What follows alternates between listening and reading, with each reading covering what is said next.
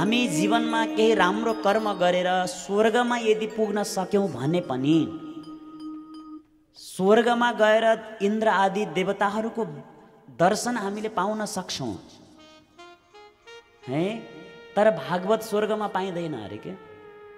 स्वर्गे सत्य छ, सत्य लोकमै नै पुग्न सक्यौं, वैकुण्ठमै जान सक्यौं भने भगवान नारायणको दर्शन त पाउला। तर उहाँका गुणानुवाद यी कथा वहाँ गएर सुन्न पाइँदैन। प्रत्यक्ष प्रमाण भागवत नै छन्। स्वर्गका देवताहरू जब परीक्षितलाई 7 दिनमा तक्षक नागले डसेर मर्ने श्राप पर्यो, गंगा किनारमा गएर अनसन व्रत लिए, सुखदेवजी महाराज आएर जब कथा श्रवण गराउन थाल्नुभयो भागवतको, त्यति बेला स्वर्गका देवताहरू दौडिँदै आएर हे गुरुदेव परीक्षितलाई 7 दिनमा मर्ने श्राप परेको रहेछ, हामीले अमृतको कलश भरेर लिएर आएका छौं, यो अमृत परीक्षितलाई पिलाइदिनुहोस्, उहाँ अमर बन्नुहुन्छ, त्यसको बदलामा हामीलाई भागवत रूपी अमृत दिनुहोस्। हात जोडेर अनुनय विनय बिन्ती गरेका थिए। त्यति बेला श्री सुखदेवजी महाराजले भन्नुभएको थियो, क्व सुधा क्व कथा लोके क्व काच क्व मणिर महान।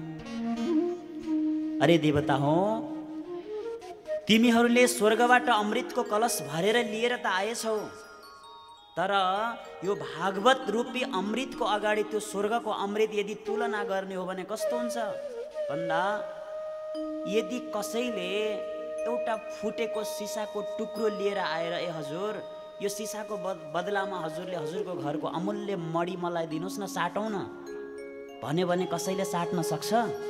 त्यस्तो चिजको अदला बदली हुन्छ कहिले? हुँदैन।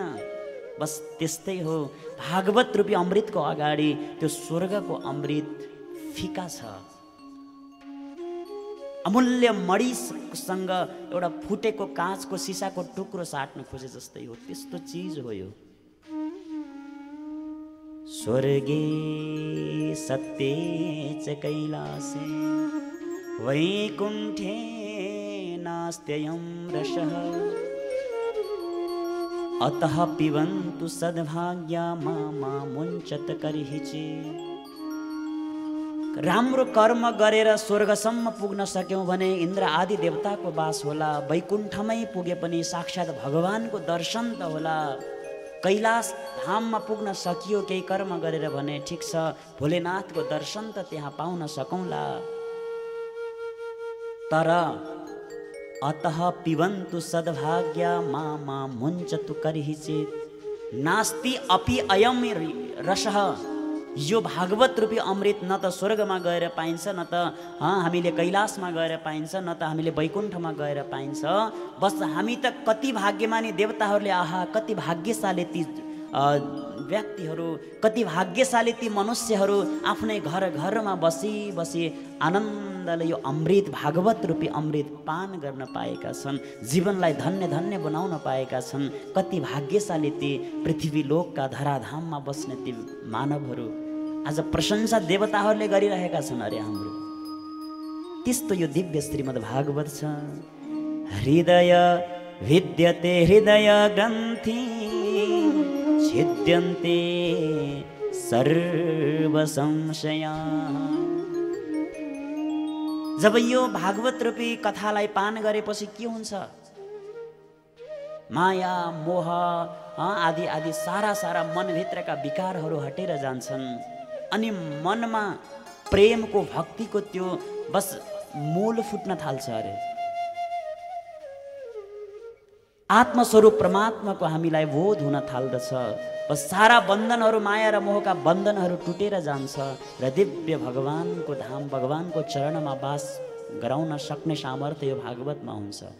जे कामना गर्छौं हामी त्यो सारा कामनाहरू पूर्ण गराउन सक्छ।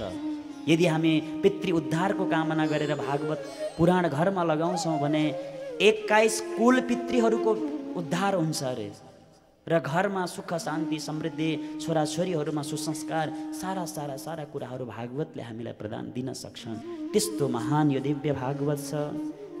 हे सौनकादि ऋषि हो, अब मैले त्यही भागवत श्रवण गराउन गइरहेको छु भनेर श्री सुत नाम गरेका गुरुले आज सौनकाद ऋषिहरूलाई नैमिक सारण्य नाम गरेको पुण्य क्षेत्रमा यो कथा श्रवण गराउँदै हुनुहुन्छ। भोले भागवत भगवानको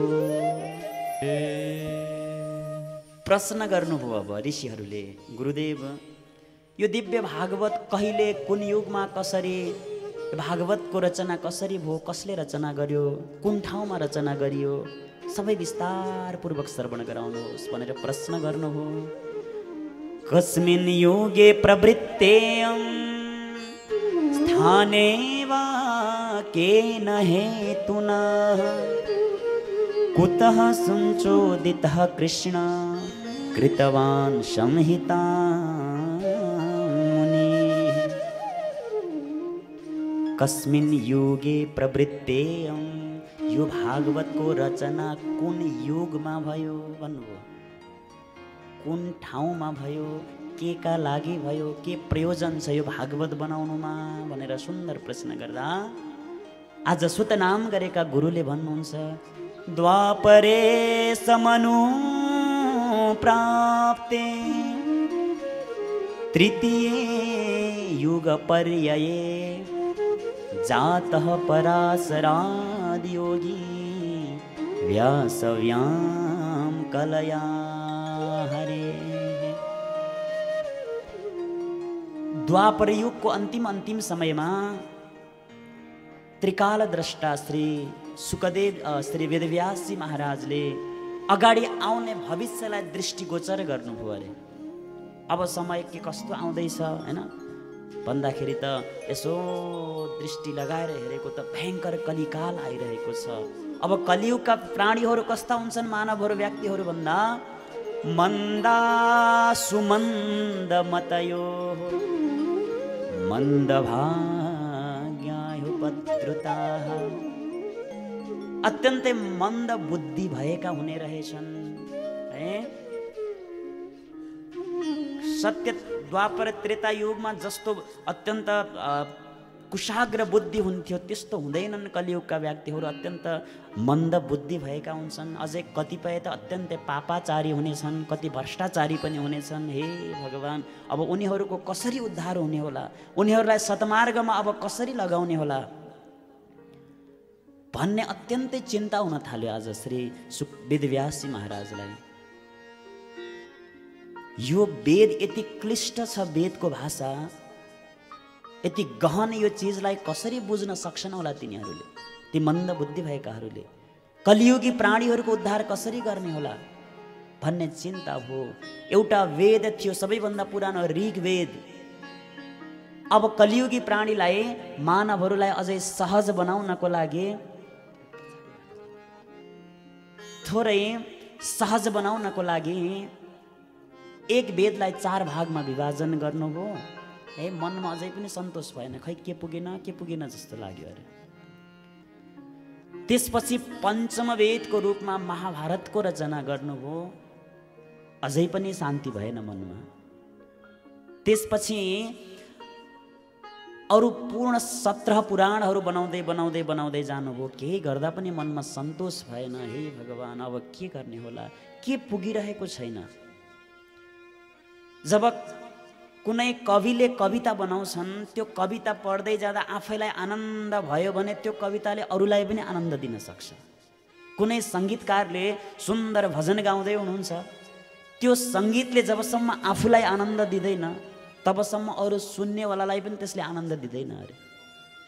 त्यस्तै चाहिँ वेदव्यासजीले जब पुराण त रचना गर्नुभयो, तर त्यो पुराणले जब मलाई आफैलाई आनन्द दिएको छैन भने अरू श्रोताहरूलाई कसरी आनन्द हुन्छ होला। बडा चिन्तित हुँदै हुनुहुन्थ्यो। यत्तिकैमा श्री नारदजी महाराज हरिगुण गाउँदै गाउँदै त्यहीँ आइपुग्नुभयो। बोले भक्तवत्सल भगवानको यसरी श्रीमन्नारायण नारायण गर्दै नारदजी महाराज आज वेदव्यासजीको पासमा आइपुग्नु हो। बडा चिन्तित भएर बस्नु भएको थियो, के कर्तव्य विमूढ भएर बस्दै हुनुहुन्थ्यो। आएर आज नारदजीले प्रश्न गर्नुहुन्छ, हे वेदव्यासजी, संसारका सामान्य व्यक्तिहरू चिन्तित हुनु त स्वाभाविक हो है। गृहस्थीहरूलाई अनेक प्रकारको चिन्ता हुन्छ, घर व्यवहार परिवार अन्न अनाज के हो खेती किसानी है। यसपालि अन्न कस्तो हुने होला भन्नु पर्यो। किसानीहरूलाई आफ्नै चिन्ता हुन्छ, अरू गृहस्थीहरूलाई आफ्नो आफ्नो चिन्ता हुन्छ। त्यो स्वाभाविक हो। हजुर जस्ता यस्ता विद्वतजन यस्ता ऋषिमुनि भएर पनि यसरी चिन्तित बस्नुभएको छ। के प्रयोजन के भयो हजुरलाई, के कारण हो भन्दाखेरि सारा कारण बताउनुहुन्छ वेदव्यासजीले। मैले भविष्यलाई दृष्टिगोचर गरेँ, कलियुगका प्राणीहरूलाई मध्यनजर गर्दै एक वेदलाई 4 भागमा विभाजन गरेँ, 17 पुराण बनाएँ। तर मलाई त्यो मेरो आफ्नै कृतिले सन्तोष दिएन। के गरौँ कसो गरौँ, के गरौँ कसो गरौँ, अत्यन्त बेचैनी भयो मनमा। तसर्थ म अत्यन्त चिन्तित भएर म बसिरहेको छु भनेर श्री वेदव्यासजी महाराजले आज नारदजीका अगाडि बिन्ती बिसाउँदै हुनुहुन्छ। नारदजीले भन्नुभयो, हे वेदव्यासजी, हजुरले रचना त गर्नुभयो, यो गर्यो भने यो प्राप्त हुन्छ, यसो गर्यो भने यसो प्राप्त हुन्छ, धन धर्म अर्थ काम आदि आदिको विषयमा विशद चर्चा गर्नुभयो अनेक पुराणहरूको माध्यमबाट।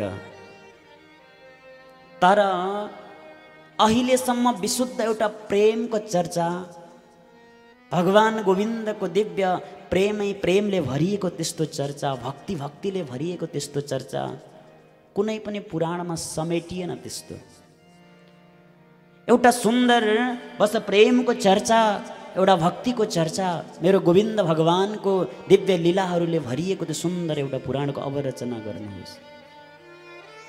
त्यसले हजुरलाई बडा सुन्दर आनन्द दिनेछ। अस्त्वेव मे सर्वमिदं तयोक्तं तथापि नात्मा परितोष्यते मे।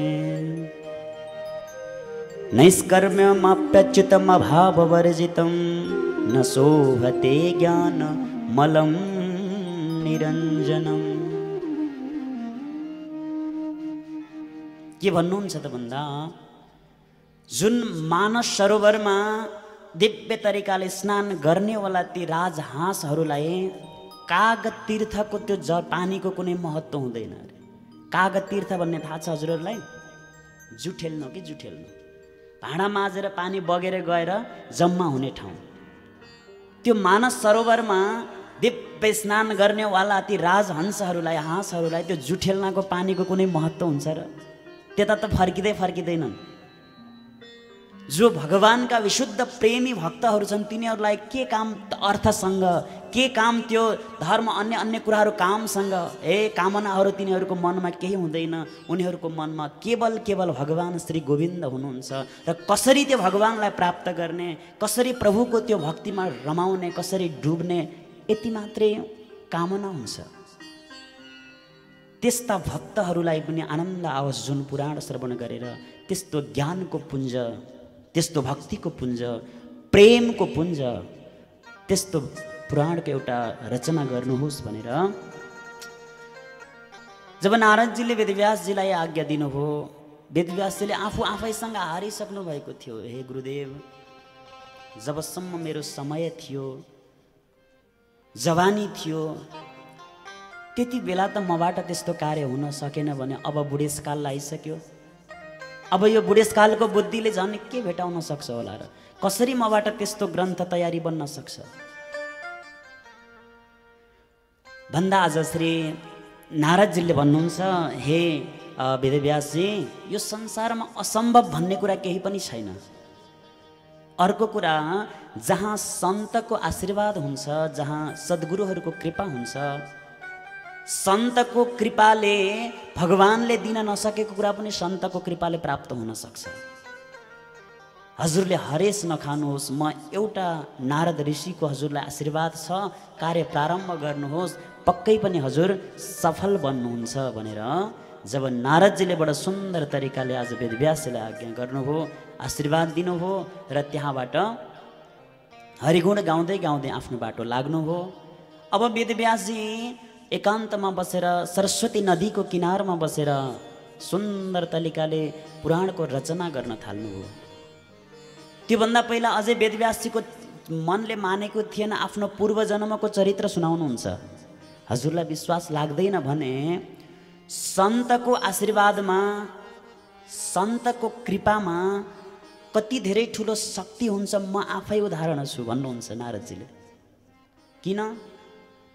म पनि पूर्व जन्ममा एउटा दासीको पुत्र थिएँ।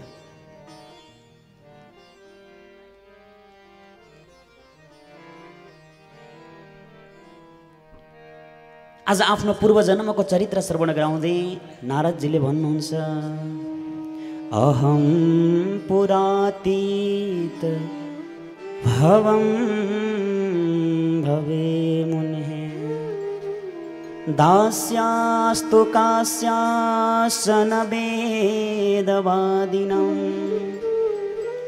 निरूपितो बालक एव योगिनां शुश्रूषणे प्रावृषिनिर्विवक्षताम्।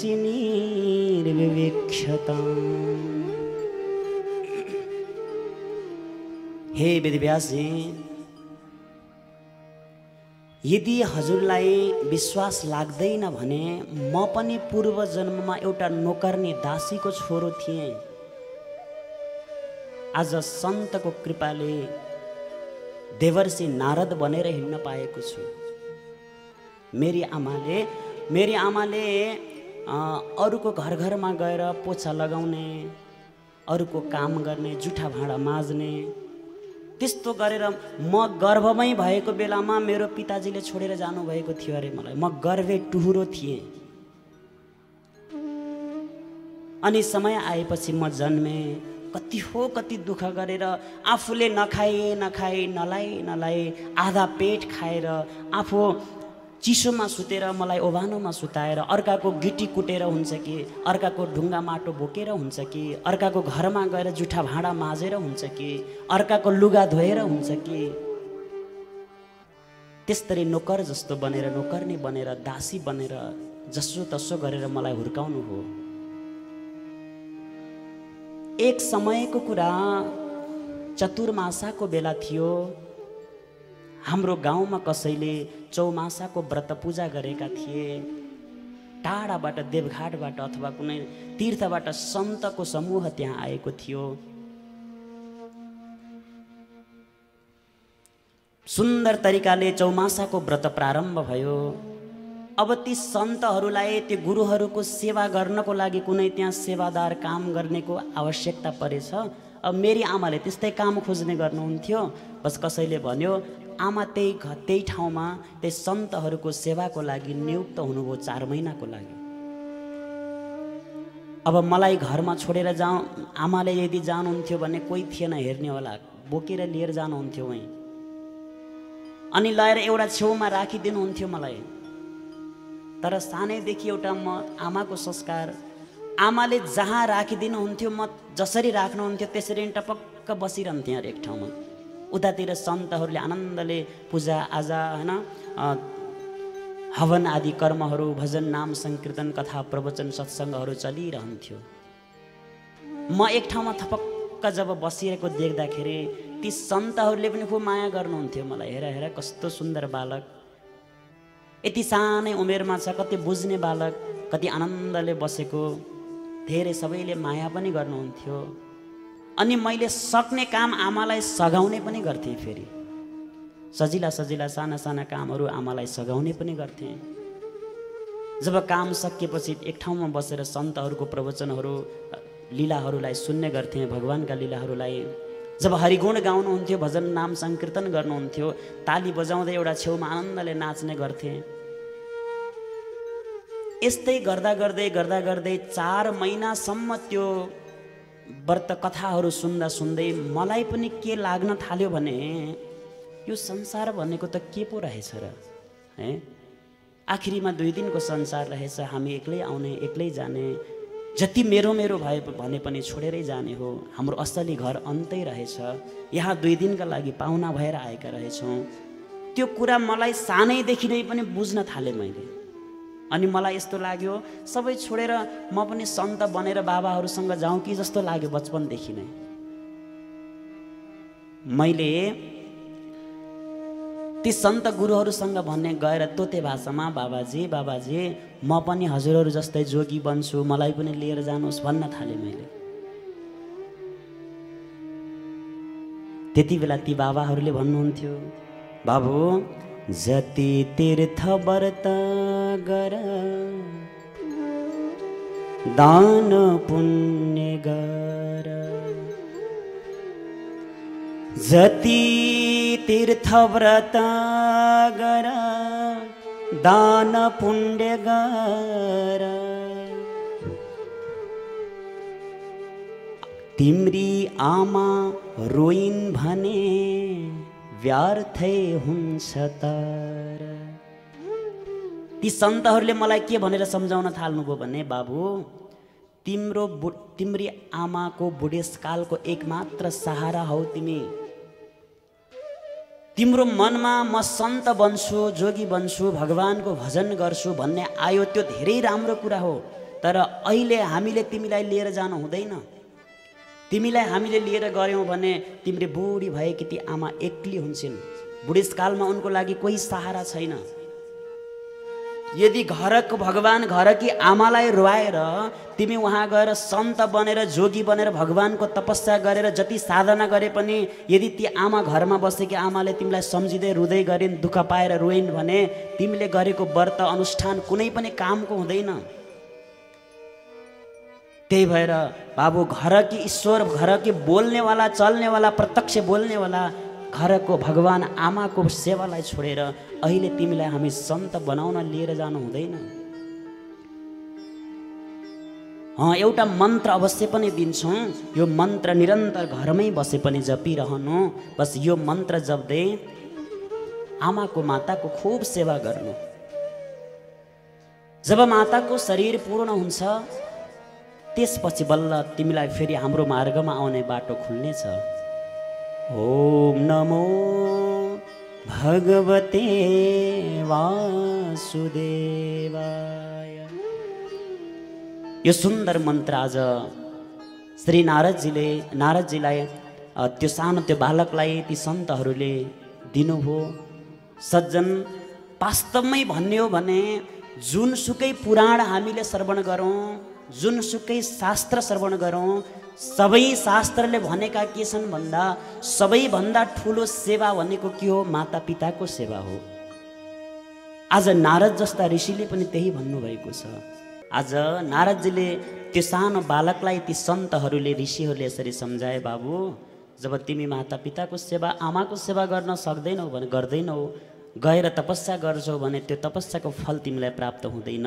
आनन्दले बस, जबसम्म सेवा गर्न सक्छौ, जबसम्म तिमीसँग तिम्री आमा माता हुनुहुन्छ, खूब सेवा गर।